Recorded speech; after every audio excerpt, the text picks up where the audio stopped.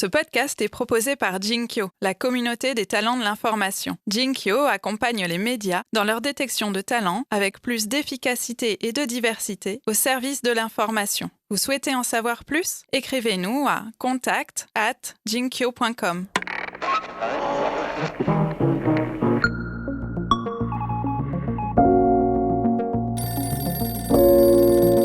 Mais j'avais besoin que ça se touche, j'avais besoin que ça existe, j'avais besoin qu'on le prenne en bibliothèque, parce que ça, c'est important pour moi.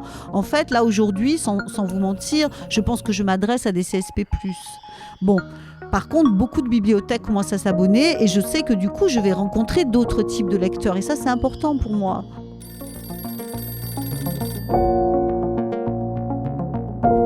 Aujourd'hui, dans Aparté, nous allons parler de deux sujets qui nous passionnent tous les deux. Jean-Baptiste, bonjour Jean-Baptiste. Salut Élise. Et moi, la presse magazine et l'égalité entre les sexes. Pour cela, quoi de mieux que de recevoir Elisabeth Roman. Bonjour Elisabeth. Bonjour Élise et bonjour Jean-Baptiste.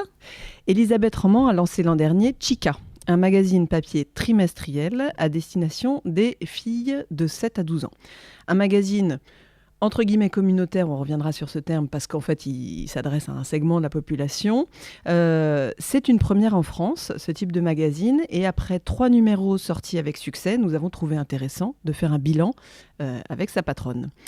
Avant bien sûr de parler du modèle économique choisi et de l'expérience d'entrepreneuriat que vit cette journaliste, nous allons d'abord nous pencher avec elle sur le sujet et les destinataires de son magazine, les petites filles, futures femmes de demain, pour vous mettre un peu dans l'ambiance, petit florilège d'expériences de sexisme vécues par les enfants. Un jour, il y avait quelqu'un qui a dit que je peux pas jouer aux poupées, et après j'ai pleuré. Un jour, j'ai voulu jouer au foot, mais les garçons, ils voulaient pas que je joue. Ou parce que j'étais une fille. Alors du coup, je suis partie jouer avec ma meilleure amie Maya. J'étais dans la rue avec ma maman et j'ai vu un garçon qui était avec un autre garçon qui était en train de faire la course avec quelqu'un. Il y avait une autre fille qui voulait jouer avec eux à la course et du coup les garçons ont dit non, toi t'as pas le droit, t'as juste le droit de regarder. Alors Elisabeth, est-ce que tu te souviens du moment où tu as eu cette idée de Chica? Et est-ce que, comme je l'imagine, est-ce que l'idée de base, justement, c'est ça? C'est cette idée de combattre les inégalités entre les genres dès l'enfance? C'est ça le point de départ? Ou c'était non, pas exactement ça? c'est pas ça. Alors, vas-y, dis-nous. En fait, le point de départ, c'est je veux lancer mon magazine. Ça fait 25 ans que je suis rédactrice en chef de magazines pour enfants, ou du moins que je travaille dans la presse enfant. Et comme moi, avant, j'ai été rédactrice en chef d'un magazine scientifique pour enfants et que j'en suis partie. Science et Avenir Découverte. Science et Vie Découverte. Science et Vie Découverte. Voilà. Je veux lancer un magazine de science pour les filles. Et donc, je vais voir en kiosque, parce que je sais que en fait, le magazine que je faisais était quand même plus pour les garçons que pour les filles. Donc, je me dis, il n'y a pas de raison, il faut qu'il y ait quelque chose pour les filles autour de la science. Et je vais en kiosque, je découvre la presse magazine dit pour petites filles, les bras m'en tombent, et je me dis, je ne peux pas faire que de la science. Je suis obligée de faire autre chose, et je suis obligée de faire un magazine d'empouvoirment pour les filles, c'est-à-dire un magazine qui va les rendre plus fortes et les faire sortir de ces injonctions qu'on donne aux enfants dès la naissance. Et alors justement, comment on se dit qu'on peut arriver à changer les mentalités? Est-ce que, parce que du coup j'ai essayé de regarder un peu dans la maquette, j'ai cru voir quelques éléments, par exemple des rôles modèles avec des portraits. Les sciences et le sport sont deux domaines où effectivement il y a des grosses différences, peut-être justement d'injonction. Comment tu as identifié en fait les briques, je ne sais pas si c'est comme ça que tu as réfléchi, oui, qui aident à déconstruire un peu les modèles ou à reconstruire d'autres modèles? Elles ne sont pas différentes de celles qu'on offre aux jeunes filles ou aux femmes adultes ou aux femmes seniors. C'est en fait, bon, on montre des rôles modèles, ça c'est clair, donc des femmes qui sont sorties de ces injonctions et qui ont fait des trucs incroyables. On montre aussi des petites filles qui ont fait ça, donc c'est ma rubrique Chicador.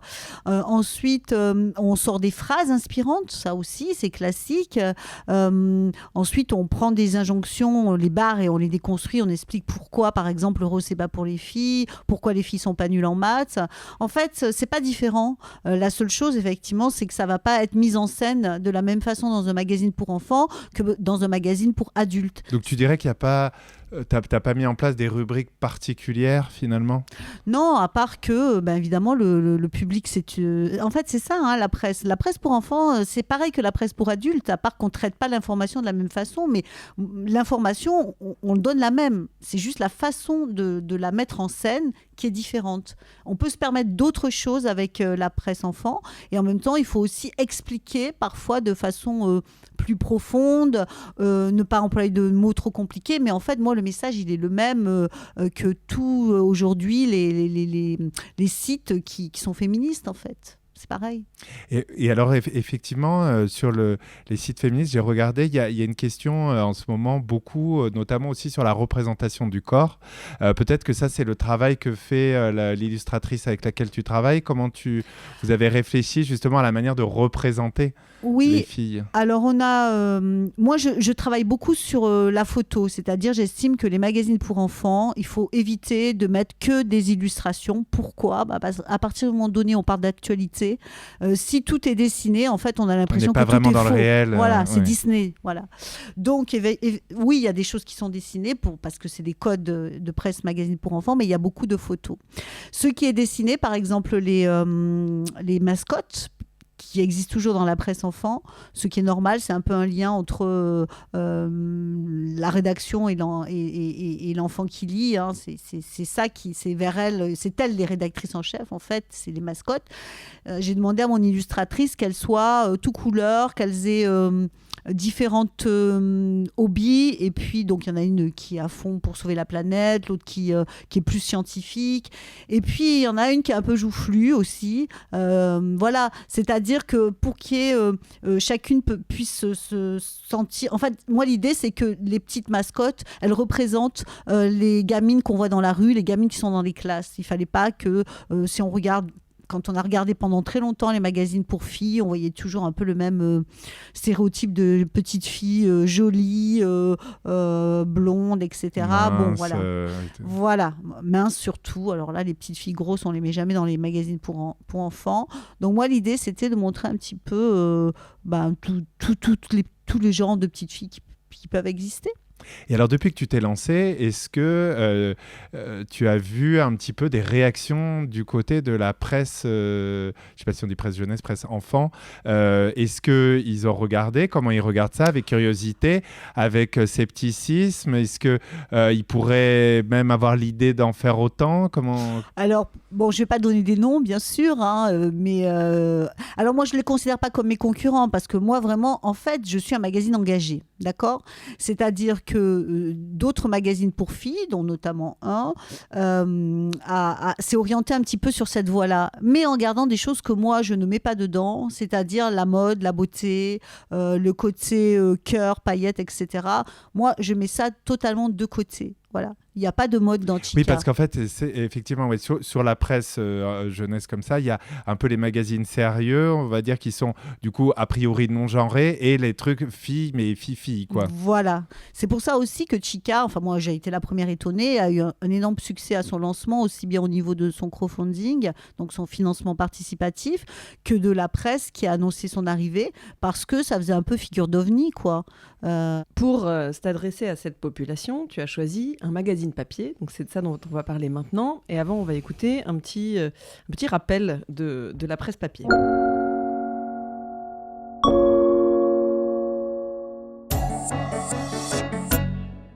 La presse papier va-t-elle disparaître ? Derrière son journal ou son magazine favori, il y a le travail de nombreux acteurs. Organismes de presse, distributeurs, colporteurs et points de vente. Leurs sources de revenus proviennent à 75% des ventes de numéros et d'abonnements et à 25% de la publicité. L'État soutient financièrement la presse. Initialement, il s'agissait de promouvoir la diversité des opinions politiques. Alors Elisabeth, peux-tu nous dire pourquoi, quand tu as eu cette idée de magazine, tu es restée sur cette idée de magazine papier? Parce que c'était il y a combien de temps ton idée était venue il y a à peu près combien de temps? Il est venu dans ma tête en juillet 2018. J'ai un peu travaillé dessus et en fait le premier numéro a été un an plus tard en juin 2019. Donc vraiment à une époque où la presse papier est déclarée comme bientôt morte en fait. Oui. Alors pourquoi du coup tu t'es dit non, c'est quand même un magazine papier que je vais faire? Alors pour plein de raisons. En fait, pour tout te dire, moi j'ai touché un peu à tous les médias le long de ma longue carrière. Notamment, j'étais une des premières à faire des magazines sur iPad pour enfants, où on avait eu pas mal de prix d'ailleurs. Donc Science et Vie Découverte avait une version iPad. C'était à quelle époque? Alors attends, il faut que je me rappelle. Moi, je suis nulle en date. Peut-être au moment du lancement de l'iPad, je pense, C'est il y a juste 10 ans, quoi, grosso modo. C'est un petit peu plus, après, quand on a commencé à avoir des logiciels qui nous permettaient, à partir d'InDesign, de prendre InDesign et de retravailler les choses sur tablette.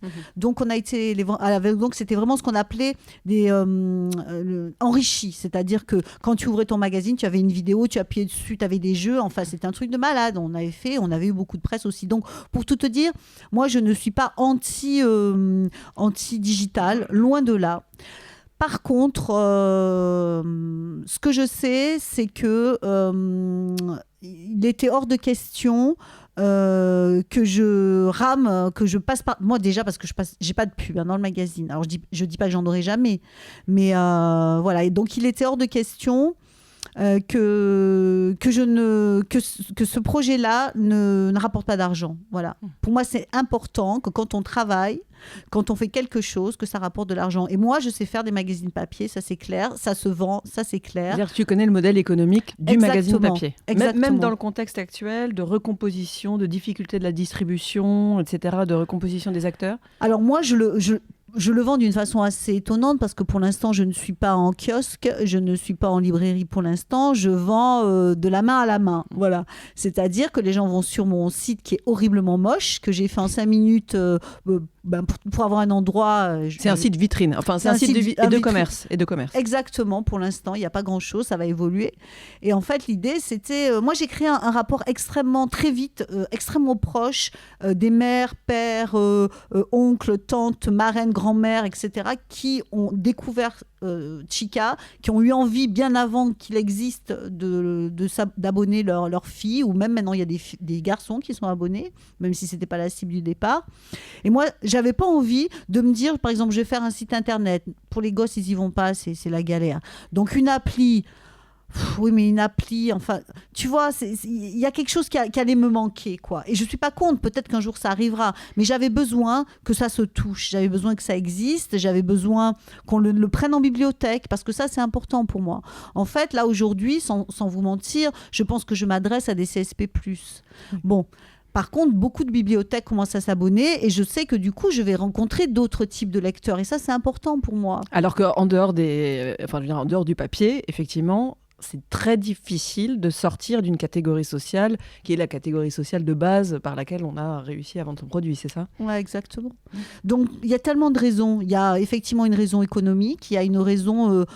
Chica est un magazine engagé. Donc, quand on est engagé, on a envie évidemment que le maximum de personnes...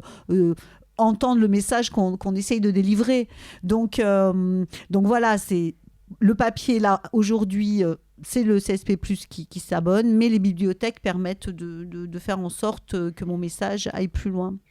Qu'est-ce qui est important aujourd'hui quand on lance un magazine papier en 2018-2019 ? Alors, ce qui est important, c'est de ne pas commencer, je pense, parce qu'un magazine papier, évidemment, ça coûte plus cher à faire qu'un site internet. Donc, c'est de se dire quelles sont les compétences que j'ai. Et oui, je ne paierai pas quelqu'un, mais c'est moi qui le ferai. Donc, pour tout te dire, sur les 3 magazines, j'ai quasiment tout écrit.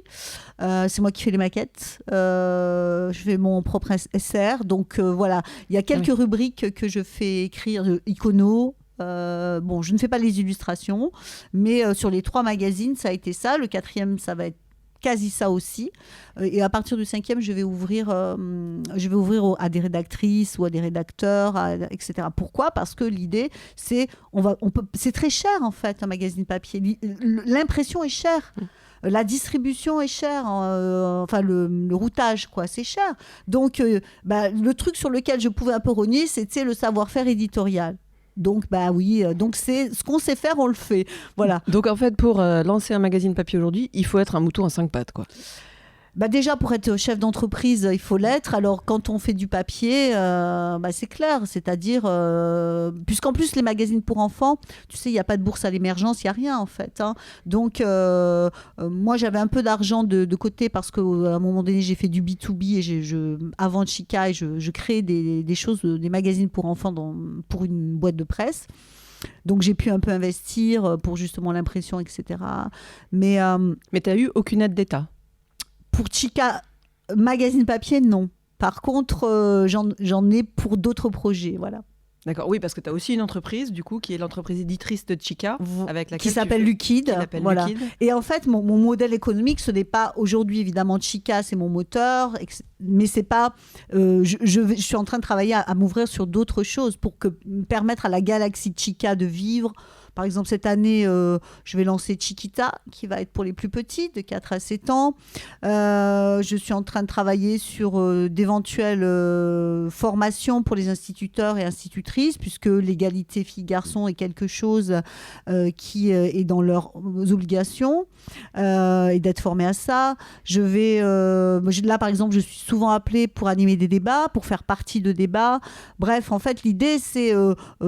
j'essaye d'ouvrir un maximum pour que Chica puisse continuer à vivre et grandir au fur et à mesure sans que je sois obligée d'aller faire un hold-up dans une banque pour qu'il existe encore. Pour revenir sur la question de la distribution que tu as évoquée, donc tu as dit aujourd'hui Chica n'est pas encore en kiosque. Pourquoi ? C'est encore trop compliqué ? C'est trop cher ? Vraiment, il y a plusieurs raisons. Alors déjà, moi j'étais en kiosque pendant très longtemps avec Science et Vie Découverte. Moi je voyais le nombre d'invendus, ça fait peur.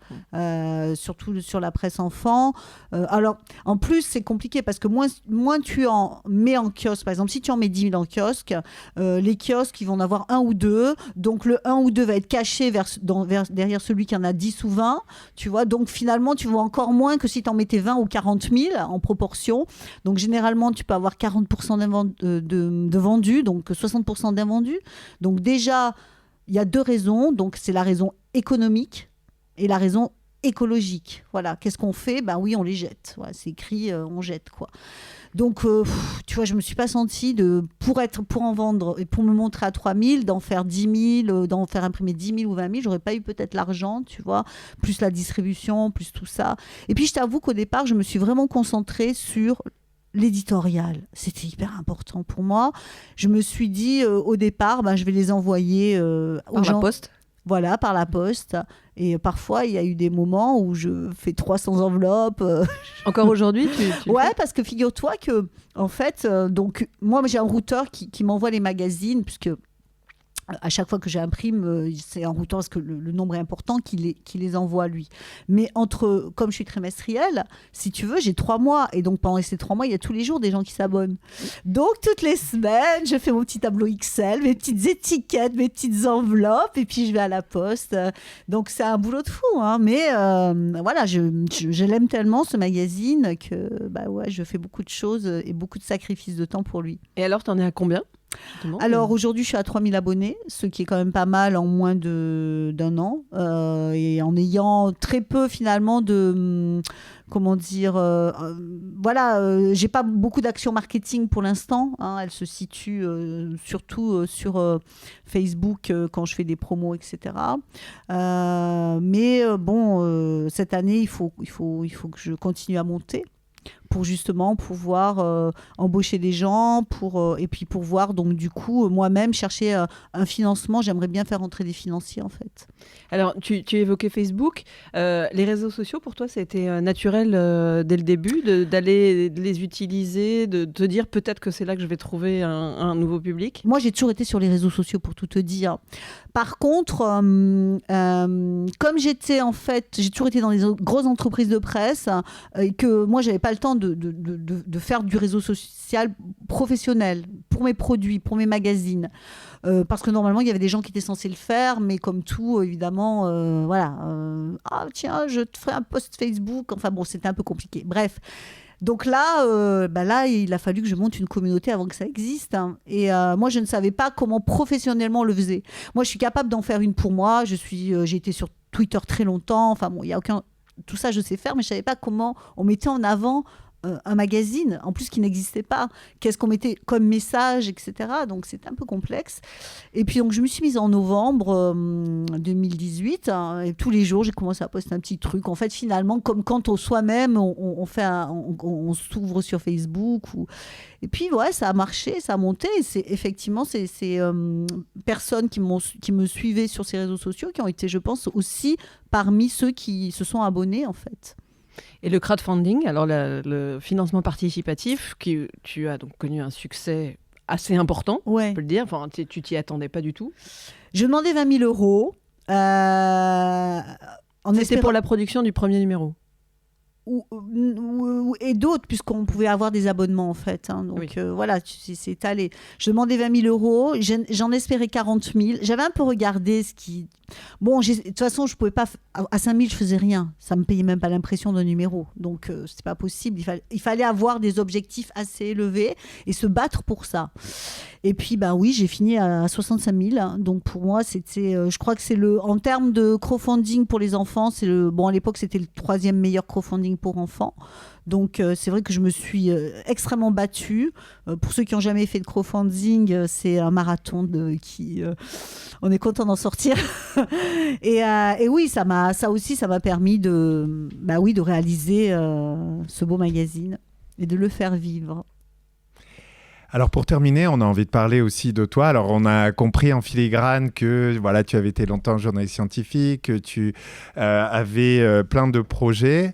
De manière générale, alors là, je ne sais pas quand est le début de ta vie d'entrepreneuse, mais comment tu as vécu cette transition de journaliste à entrepreneuse? Pour tout te dire, moi, tu sais, il y a des gens qui ont 17-18 ans et qui disent « moi, je vais être entrepreneur ». Bon, moi, ça n'a pas été le cas.